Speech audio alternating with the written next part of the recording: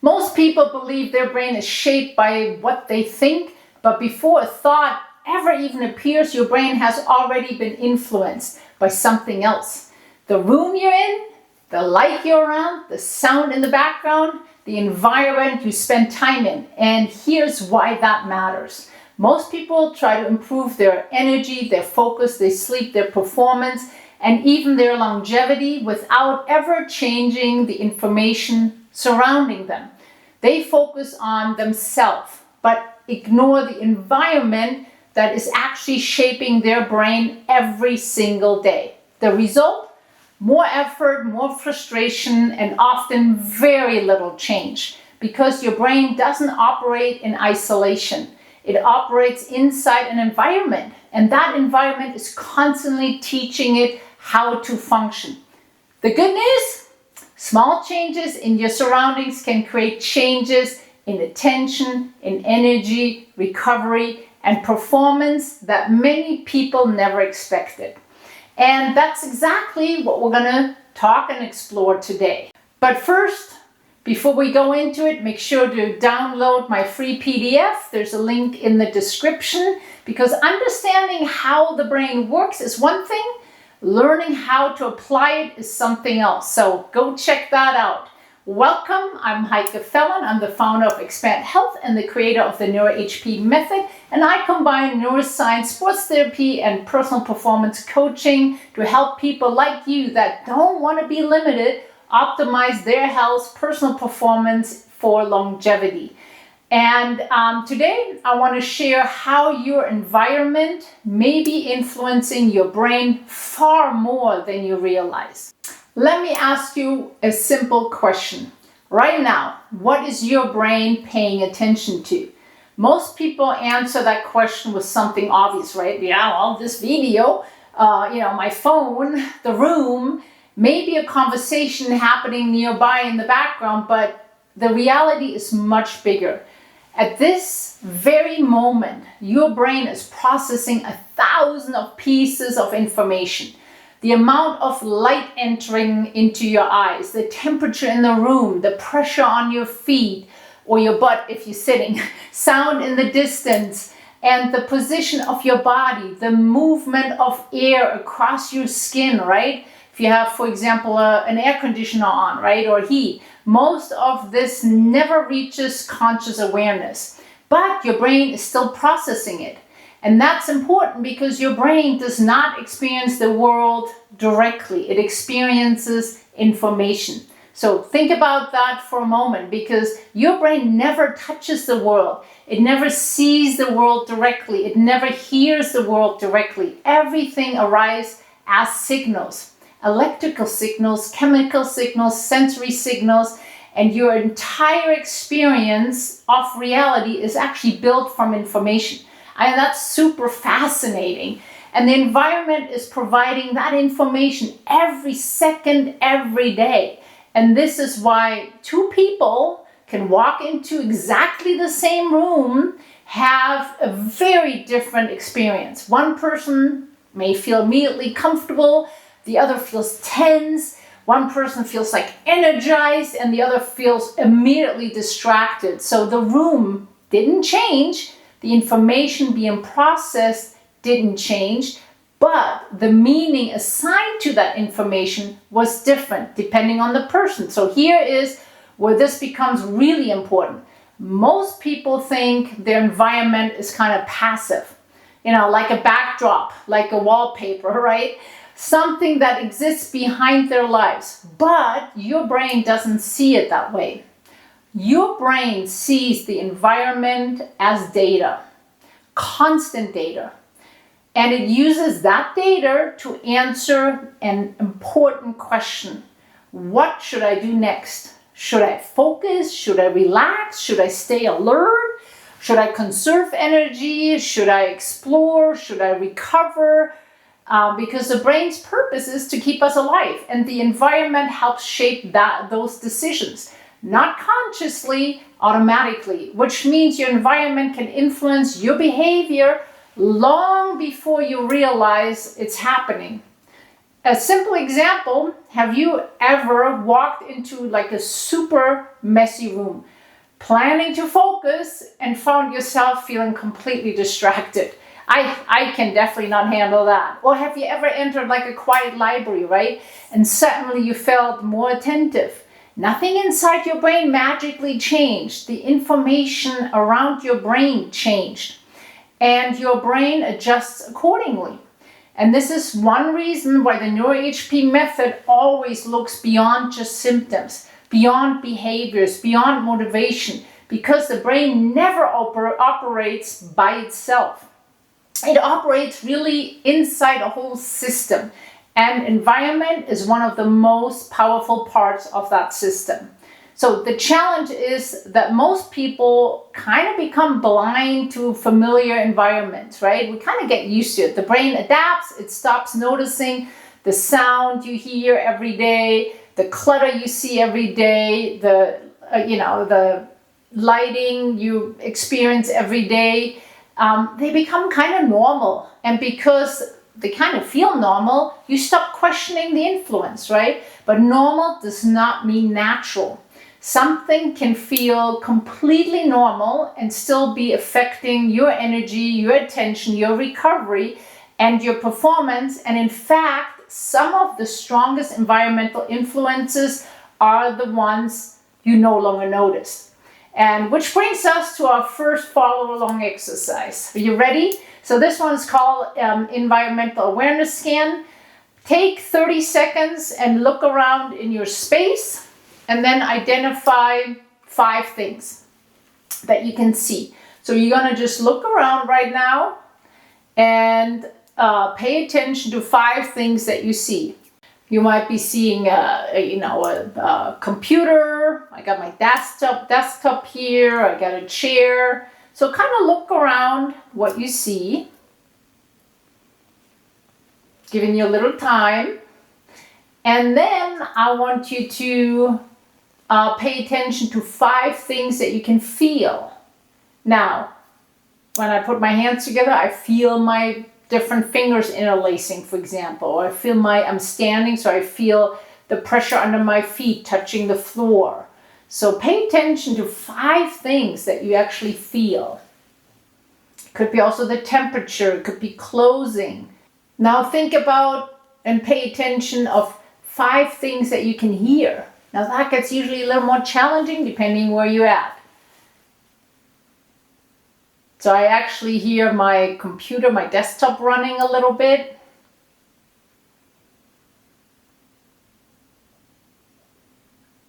I hear a dog far away, so pay attention. So now ask yourself, how much of that information was I aware of before I started looking, right? Before I started feeling and sensing, because most people discover something very surprising. The environment was influencing them long before they notice it. And that's the point. Awareness comes second. Influence comes first. The environment does not wait for your permission. It's continuously shaping the information your brain receives. And once you understand that, you begin seeing the world differently, because suddenly light is no longer just light, sound is no longer just sound, space is no longer just space. They become signals, and signals that are helping your brain decide how to function. And once you understand that invisible conversation, the next question becomes, if the brain is constantly processing all this information, why are so many people mentally exhausted before the day is even over? Most people think they're tired because they're just busy. Too much work, too many responsibilities, too many demands, and sometimes that's true, but often the bigger problem is something else. The brain is processing too much information. Think about how different modern environments are from environments that human brains spent thousands of years adapting to. Today, your phone vibrates, right? Your notification pops up, your email arrives, message show up, and screen flashes, music is playing, traffic sound, conversations, tabs are open, alerts appear, and every one of those signals competes for attention. Even if you don't respond to them, the brain still notices. And noticing costs energy. And this is something many people miss. Attention is not just free. Every time your attention shifts, the brain must decide, is this important? Should I respond to it? Can I ignore it? Do I need to remember this? And those decisions happen all day long, sometimes hundreds of times. Imagine trying to read a book while someone continuously taps on your shoulder, right? That's very hard. You might still finish the chapter, but it requires far more effort. And that's what many modern environments feel like to the brain. Constant taps on the shoulder, right? Constant requests for attention. And over time, those requests accumulate. This is where many people become confused. They finish the day without doing anything physically demanding, yet they feel exhausted. Not because they used too much muscle, but because they spend all day allocating attention. The brain represents only a small percentage of body weight, yet it consumes a tremendous amount of energy. And one of the most expensive things it does is managing attention. Not movement, not exercise, attention. And because attention determines what information matters and what information it can ignore. Now, here's the interesting part. The brain isn't designed to focus on everything. It's designed to filter, to simplify, to prioritize. But when environments become overloaded, that filtering process becomes harder. Imagine walking through a grocery store, hundreds of products, colors, labels, choices, messages. Your brain is constantly deciding what deserves your attention. By the time you leave, you may feel more mentally tired than after a long walk. Definitely happens to me. That's when I'm like, get to a point where your shopping is done, right? Not because you moved more, but because you processed more.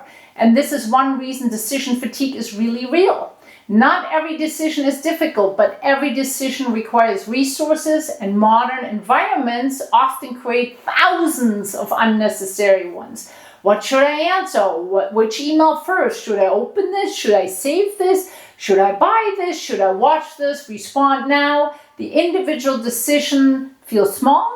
The cumulative load is enormous. That's why the phones are so draining. And eventually the brain begins looking for shortcuts. Less focus, less patience, less self-control. Not because you're weak, because resources have been depleted.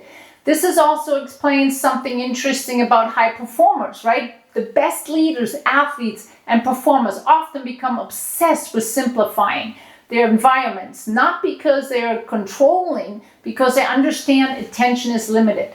Every unnecessary demand steals resources from something that's important. And think about, a professional athlete. Before competition, they don't surround themselves with like a lot of noise, more decisions, more distraction. They typically reduce them because performance requires available attention. The same applies to everyday life. Whether you're leading a business, raising a family, building your health, or pursuing longevity, the quality of your attention matters. And attention is heavily influenced by your environment. Which brings us to another exercise, because most people dramatically underestimate how often their attention is actually interrupted. And this one is kind of like an attention leak audit, I call it. You're going to need a little bit more time for it. So you pay attention like the next hour, you be the observer, not of your work or productivity, but of your interruptions. Every time your attention shifts, you make a simple mark: phone notification, emails, messages, conversations, background distraction, random urge to check something, to reach for your phone, right? Just take note of it. Nothing more. Just at the end of the hour, count them. Ideally, you telemark them or something. How often you interrupted? Most people are shocked, not because they weren't distracted, because they didn't realize how often. And then ask yourself, how much energy was spent reorienting attention? Not the interruption itself, the recovery afterwards, the return, the reset, the refocus, because that's where the hidden cost lives.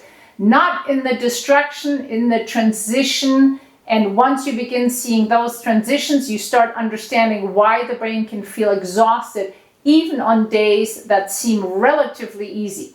Now that raises an important question, right? If attention is constantly being shaped by the environment, what environmental signals might have the strongest influence on the brain? Surprisingly, it's not sound, it's not the clutter, it's not technology, it's actually light. And most people have no idea how powerful the signal really is. And if I asked you, for example, what controls your energy, most people would immediately think, yeah, well, my sleep, my nutrition, my exercise, maybe stress, right? Very few people would say light. And yet light may be one of the most powerful biological signals your brain receives every single day. Because light doesn't simply help us see, it helps your brain understand time. Think about that before clocks existed, before calendars existed, before smartphone existed. The brain still needed a way to, organize behavior, when to wake up, when to hunt, when to move, when to recover, when to sleep, right? In the primitive ways. Light became one of the most reliable sources of information. And millions of years later, the relationship still exists. The brain continuously uses light information to help answer an important question. What time is it? Not clock time, biological time. And once the brain establishes biological time, it begins organizing countless other processes like alertness, hormones, body temperature, reaction speed, recovery, focus, sleep, mood, all around it. This is why light influences far more than sleep. Sleep is simply one output. The deeper influence is the timing of it. Imagine showing up at an airport where every clock displays a different time. One says 8 a.m., another noon, one midnight. Eventually everything becomes confusing. Flights leave at the wrong time. Passengers miss the connection. The entire system becomes inefficient. Something similar happens inside the brain when light signals become inconsistent. The brain receives mixed information, bright light late at night, dim light during the morning, interior light all day long, screens until bedtime, and gradually the timing system becomes less precise. Not broken, just less precise, which can really affect much more than people realize. Because timing influences performance. Have you ever noticed certain days when you feel effortless, you seem sharper, more productive, more motivated, than other days, kind of feel harder? Same workload, same person, different performance. Many factors contribute, but timing is one of them. The brain performs best when it can accurately predict what the body should be doing, and light helps create those predictions. So this is why morning light is so valuable. Not because morning light, contains some kind of magic, but because it provides clarity and it tells the brain the day has started, and it has an input on melatonin production, right? And it organizes accordingly, beginning preparing the system required for wakefulness, movement, attention, and performance. Now here's something that surprises many people. The brightest environment most humans experience during the day is often not outside.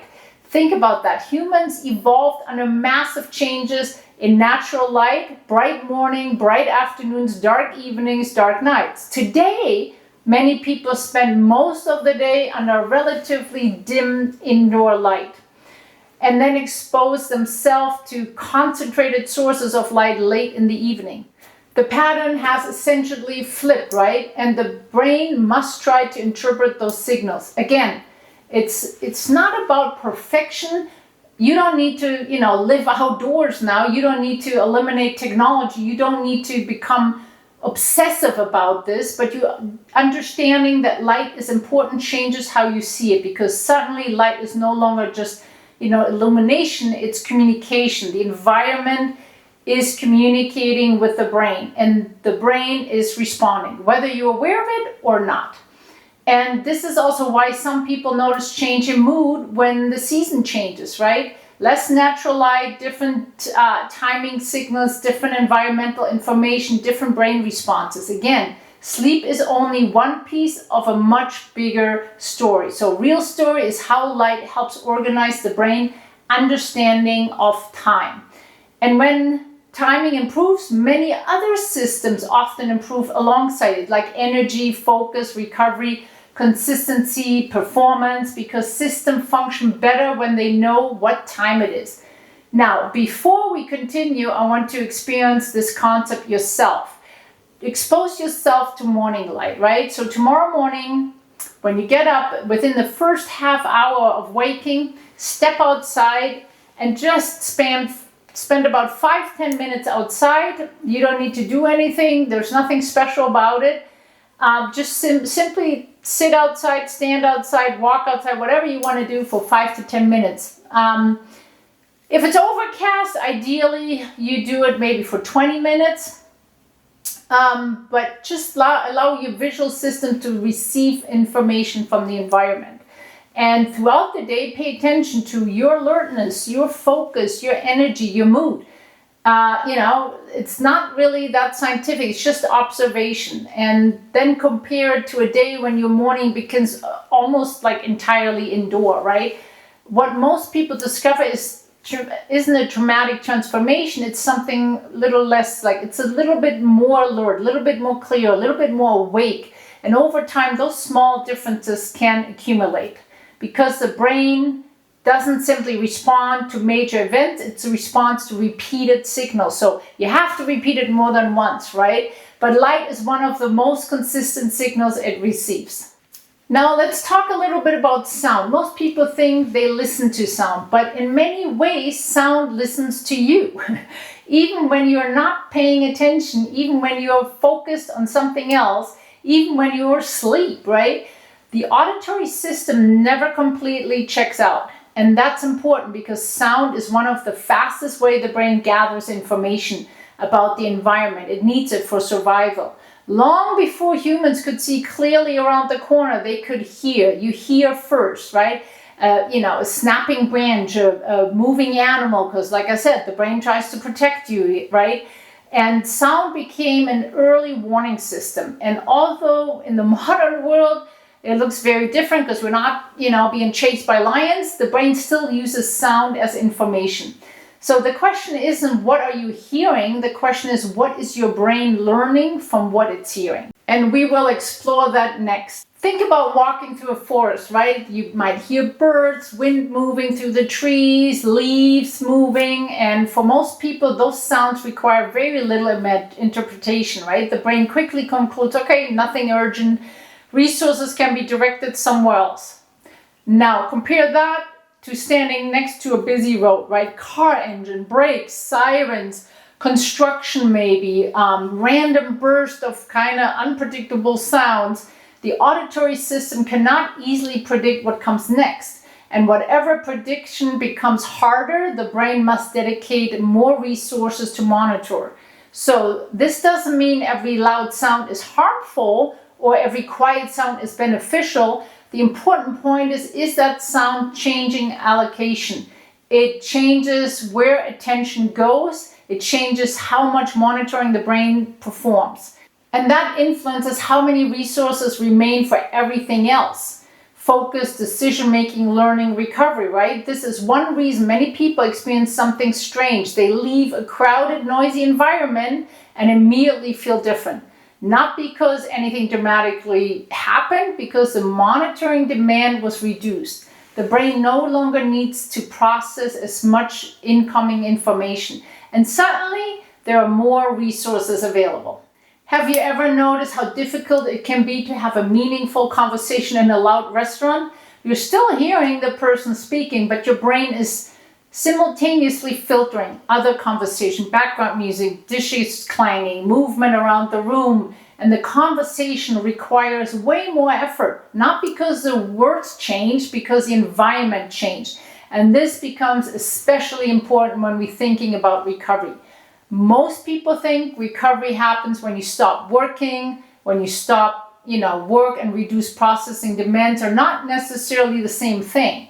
You can spend an entire evening away from work while still surrounding yourself with continuous stimulation. Videos, news, notification, multiple conversations, background television. The brain may be physically inactive, but informationally active. And that distinction matters because recovery isn't simply the absence of activity. Recovery is the ability to redirect resources. So to stop processing certain demands and allocate resources somewhere else. And this is one reason many people report feeling calmer near water, in nature, or in a quieter space. Not because those environments, possess magical properties, but because the informational demands are often different, more predictable, more rhythmic, less fragmented, and the brain spends less effort monitoring and more resources become available. Now here's the interesting twist. Silence itself isn't always the answer. For some people, complete silence actually increases awareness. They become hyper-focused and on internal thoughts, small sounds, minor sensation. The goal isn't silence. The goal is understanding how different sounds affect your state. And everybody's different because sound is highly individual. One person focuses better in the background music, other becomes distracted. One person relaxes with rain sounds, another prefers complete quiet. The key isn't finding a perfect sound. The key is becoming aware of the relationship. Understanding which environments help you become the version of yourself you want to be. More focused, more creative, more present, more recovered, or more productive, because once again, the environment is helping shape brain function, whether you notice it or not.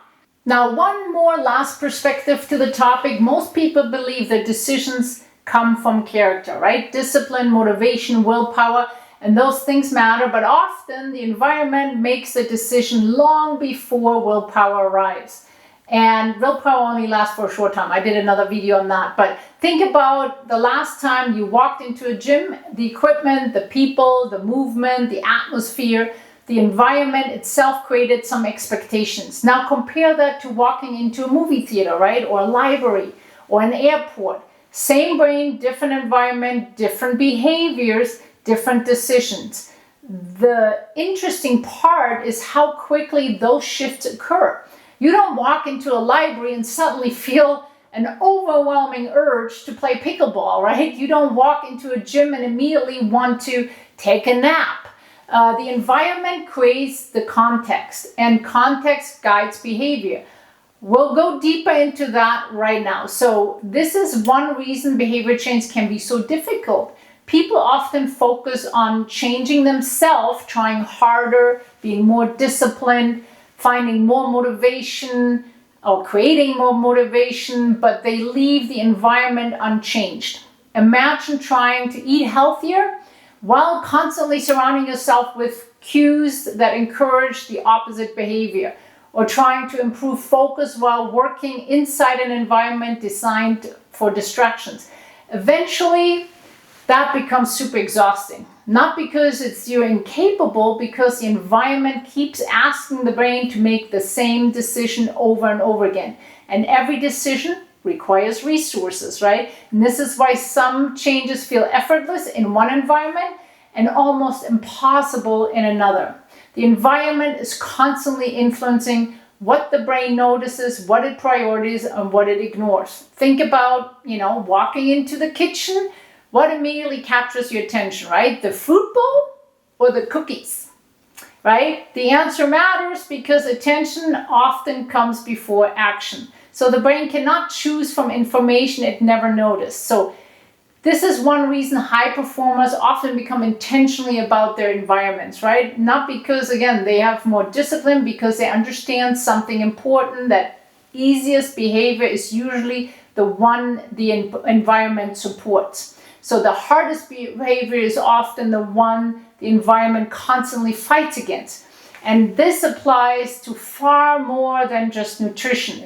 It applies to movement, focus, recovery, learning, relationships, sleep, and even creativity. All of them are influenced by spaces where they occur. So the places you spend time are shaping the person you're becoming. The room is training your future, not just your muscles, not just your habits, your brain, your attention, your decision making, your resilience, your adaptability. And as I said before, adaptability is one of the key longevity skills. If this video resonated with you and you feel that you know somebody that could benefit from this information, please share it with them. Also subscribe to my channel. I release new content every week.